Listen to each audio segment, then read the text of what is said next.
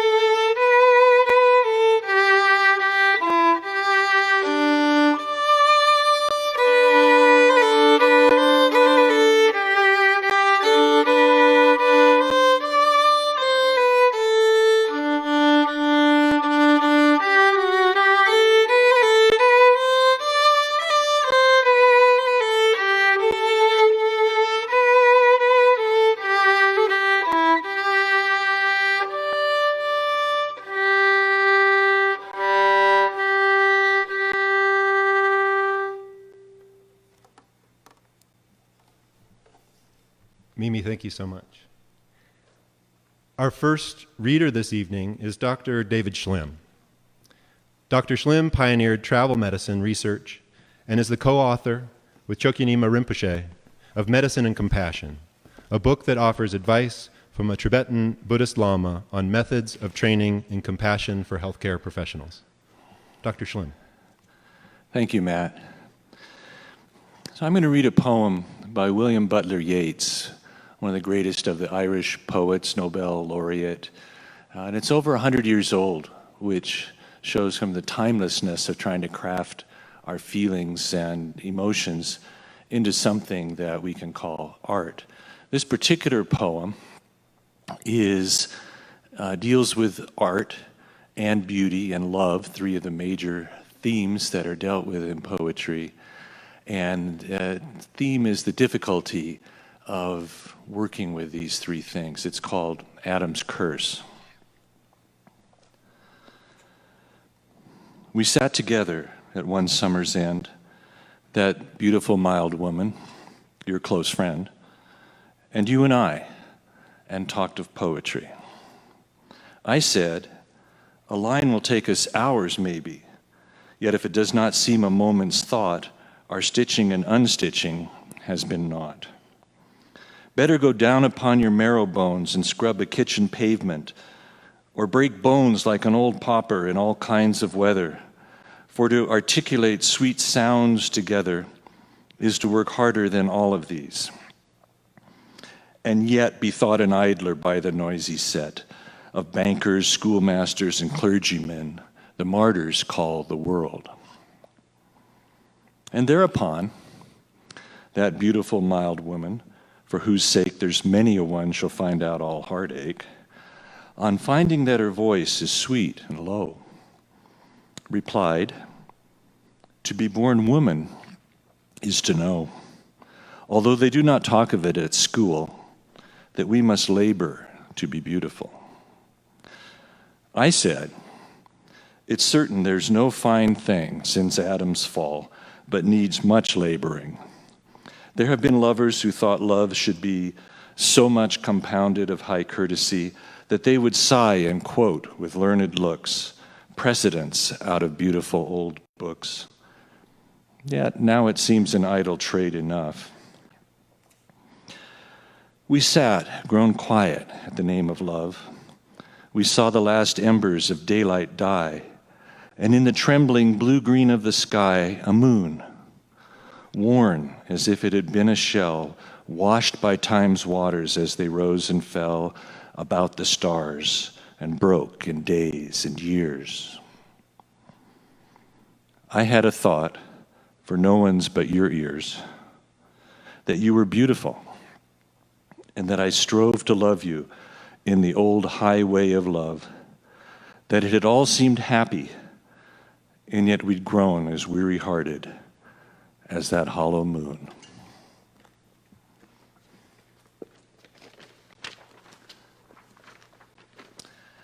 And then a more modern poem, this one written by my son, Matthew Schlemm.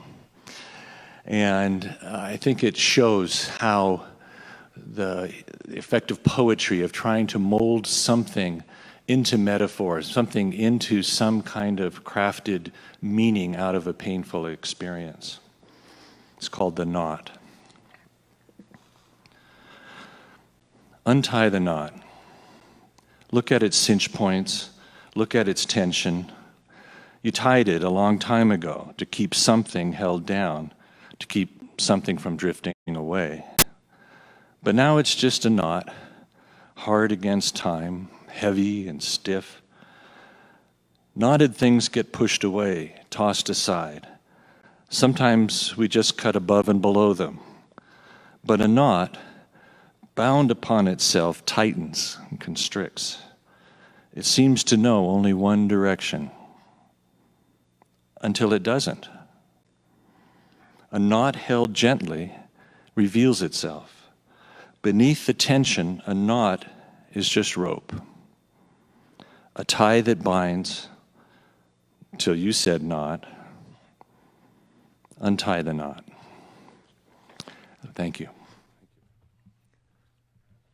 Thank you so much, Dr. Schlemm. Our second reader this evening is Giovannina Anthony. Dr. Anthony specializes in gynecology, obstetrics, and women's health. Born and raised in Los Angeles, Dr. Anthony earned her MD degree at USC, home to one of the busiest obstetric units in the country. The intensity of that unit affirmed a desire to devote her career to women's health.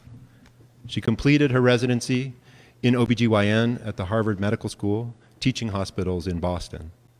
Here in Wyoming, she practices clinical medicine in Jackson and is a passionate advocate for rural women's access to health care and reproductive issues. Dr. Anthony. Thank you, Matt. All right, I'm going to read my first poem here. This is contemporary. It is by Tina Kane. And I chose this poem, I think for obvious reasons, from its title, which is Shelter in Place. And given my connection with women and my life sort of commitment to women's health, I did choose poems that were oriented towards women and mothers. So this is Shelter in Place by Tina Kane. Schools are shuttered, everything is canceled, and my body has become an extension of my house. This shift is strange, but not entirely unfamiliar. The way a cardinal's home is a disordered stick bomb just about captures how I feel. How the mother bird uses her shape as a template to form her nest, shoving sticks together in a fit of random engineering. Randoming would be the verb, I guess, or jamming as it applies to me, a steady state of hysteresis in which applied pressure changes the ensemble, in which the structure bounces back, but not completely. I've been thinking of ways to speak to my children about fear, how to be adaptive. I want to tell them about zebra finches who are content in captivity and who, unlike robins, which favor mud and cement, make their nests from anything they find, strips of paper or string fibers from a coconut husk. I want to stress that these elements the finches assemble seem haphazardly placed, but behave collectively, how there's a logic buried deep in the mother building her nest, which is a story of the nature of her body as every child's first home, that we don't struggle alone as the architects of our days, that nature will continue to amaze us in ways we don't expect. Okay, and the second poem I chose, once again, there's a connection to mother and daughter, and I think that that is an especially important connection during hard times as we are in now. And I also would like to dedicate this poem to a beautiful young mother who delivered her second baby girl about an hour ago here in Jackson. And this poem is called "The Mother Finds Her Own Wild Lost Beginnings Deep Within the Body of Her Daughter." And this is by Mary Jean Chan. She fed me, clothed me, kept me safe, albeit in excess, 5 layers in spite of subtropical winter heat. So much to eat, I needed digestive pills to ward off the stomach's sharp protest. How not to utter the ungrateful thing, that I am irrevocably her object, that the poet who wrote this saved my life. Sometimes parents and children become the most common of strangers. Eventually, a street appears where they can meet again. How I wished that street would appear. I kept trying to make her proud of my acumen for language. These words have not been for nothing. I wrote to find the street where we might meet again, and now there is relief, guilt or blame, but they are always misplaced. You are born into the slipstream of your mother's unconscious. If someone had told her that the last thing a young mother needs is false decency, courage, and cheer, she might not have hurt us both. But what to do with remorse and love that comes unbidden like a generous rain? How to accept her care after the storm is there, a point at which the mother is redeemed, the child forgiven? Can the origin story be retold, transfigured into the version where the garden is always paradise and no one need ever fall out of grace? Okay, and finally, I have a very short little poem. This poem has been on my desk for about 10 years, and it was written by a friend who died tragically and unexpectedly in 2003. And I am reading this poem because I think it is important for us to realize that every day is precious, life is short, and we have to grab the bull by the horns while we can. And this is called Summer Berries. Summer berries. When you see them, pick them. Don't pass by thinking you'll be back again. There is no back again when you see them. Thank you very much. Thank you so much, Dr. Anthony. I love this, how sometimes a poem fits its way into a moment, and then sometimes it feels like a moment fits its way around a poem. There's something beautiful there. Our third reader this evening is Dr. Travis Riddell.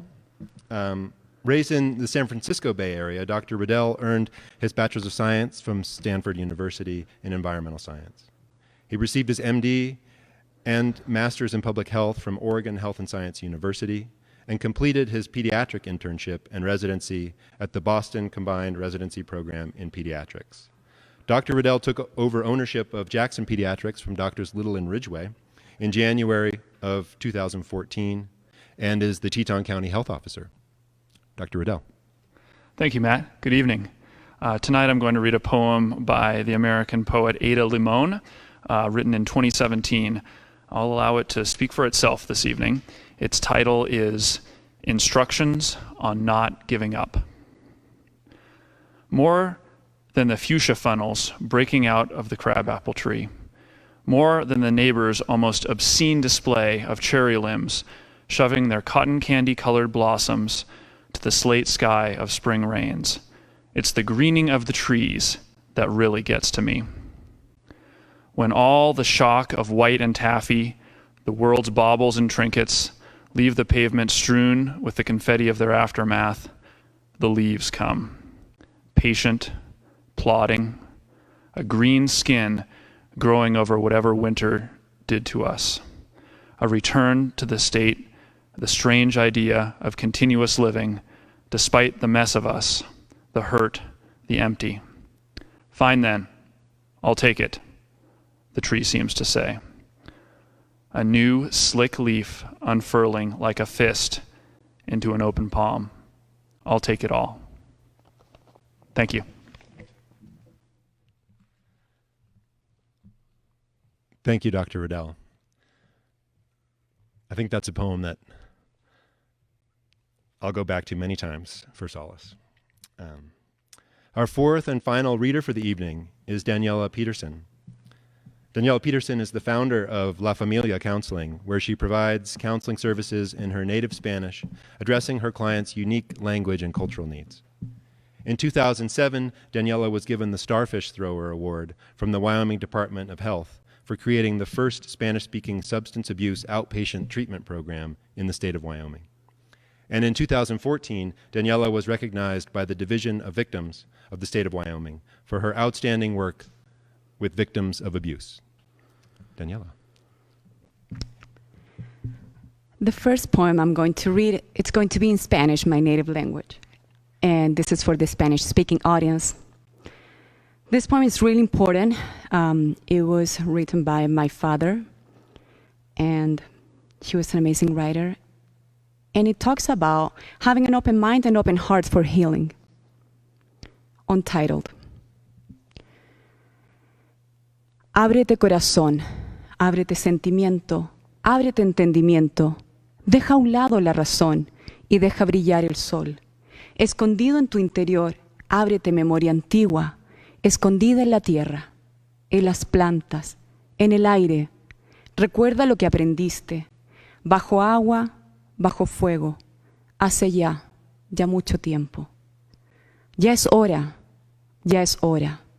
Abre la mente y recuerda, como el espíritu cura, como el amor sana, como el árbol florece y la vida perdura. By Jorge Whitman, my father.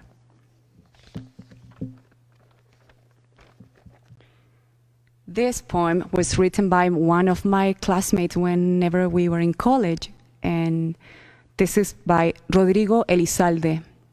The name is Natural Strength, Fuerza Natural.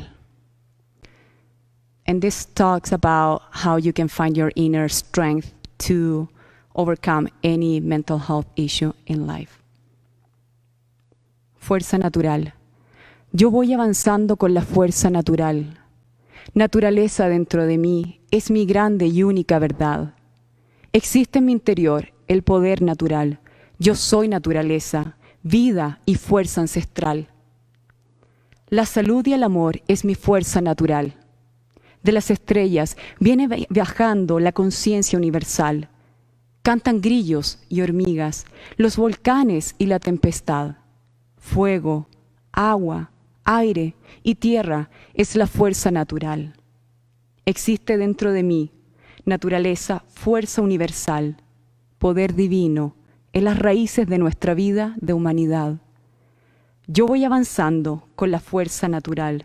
Naturaleza dentro mío es mi fuerza divinal.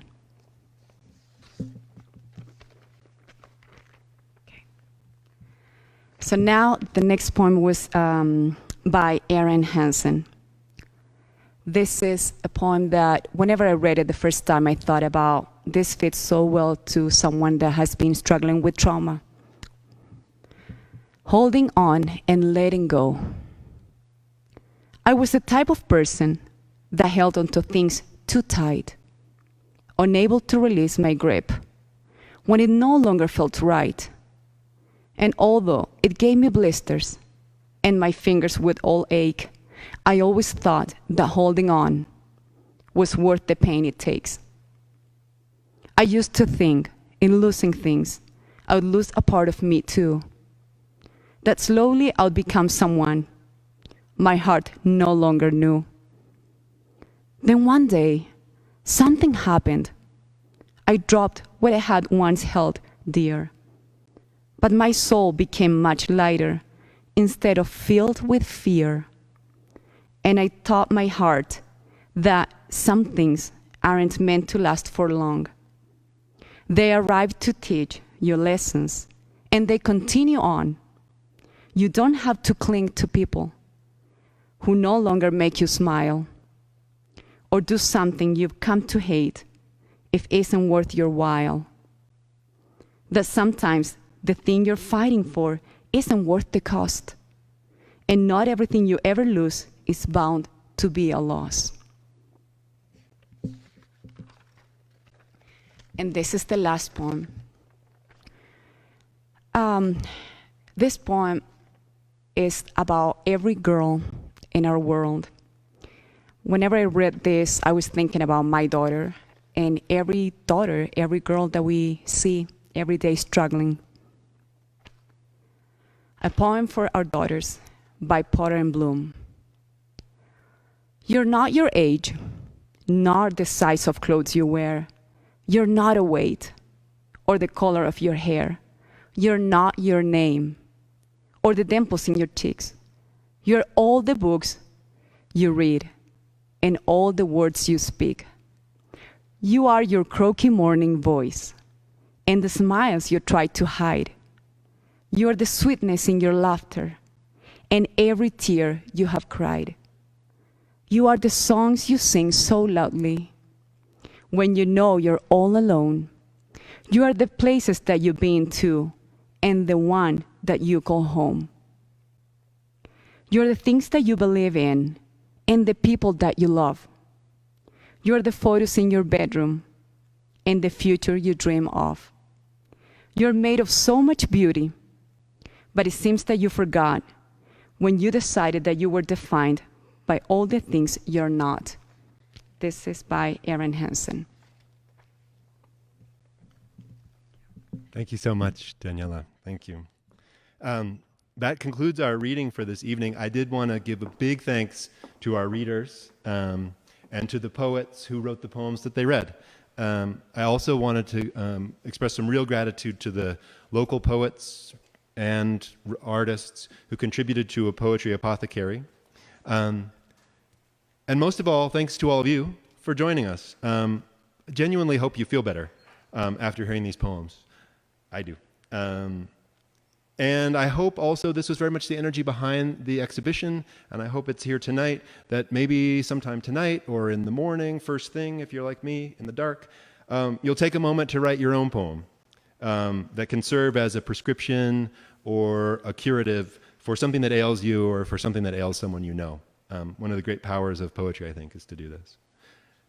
I did want to remind everyone that a poetry apothecary is here at the center and viewable through the end of July. So swing by if you can during regular business hours and enjoy. The pieces are hung for social distance, so you're able to experience the show here. If not, you can always visit the virtual tour of the exhibition at jacksonholewritersconference.com. So we'll close the evening with another piece by Mimi Schofield, played by Mimi Schofield. Thank you so much, and good night.